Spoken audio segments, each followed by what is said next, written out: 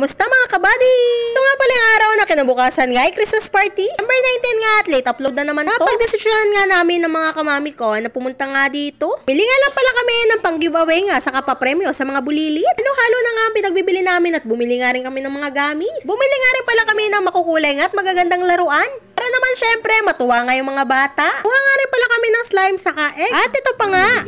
Bilog lang. Ito kasi different shade. Baka mas price ito. Magkano ba yan?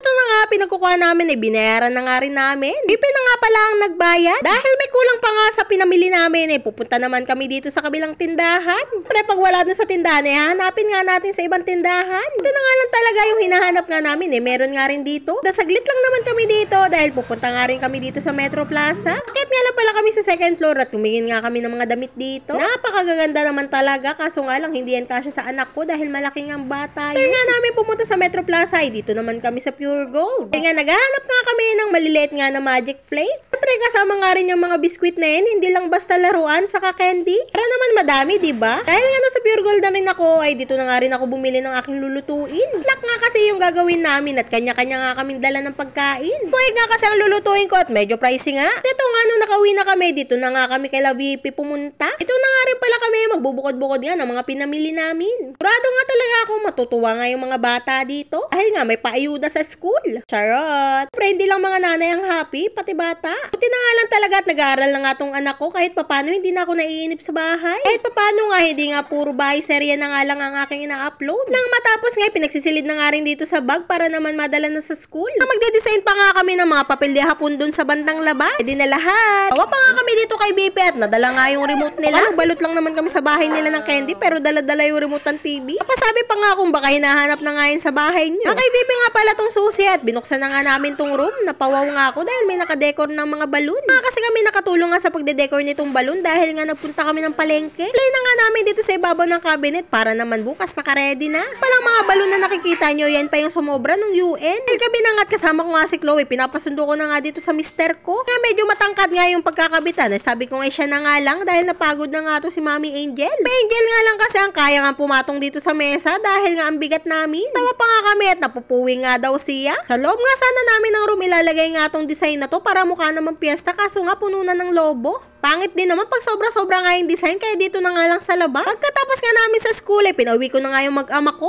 At dito naman kami dumiretso sa bahay nga ni Pres para magpa-impress no. Ito practice nga ang mga mami. Na naman kinabukasan ay ready na. Kahit walang price. Yun lang mga mi. God bless!